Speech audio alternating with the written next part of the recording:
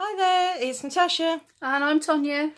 from Little Creative Days, and we have got a really interesting story starter for you this week. Now, what's inside a ping pong ball? So there could be all sorts in a ping pong ball. It could be a whole new world. Or the stars? What could be in there?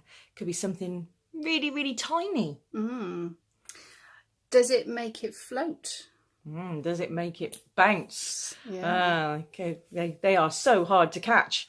I've been doing a lot of table tennis recently and they are so difficult. They go all over the place. So did it go crazy? Has it gone mad?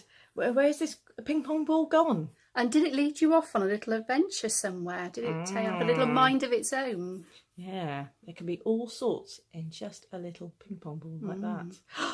Right. Woo! So there's some interesting vocabulary that you can use for the story on the blog. So you need to go to www.littlecreativedays.co.uk and click on the free resources.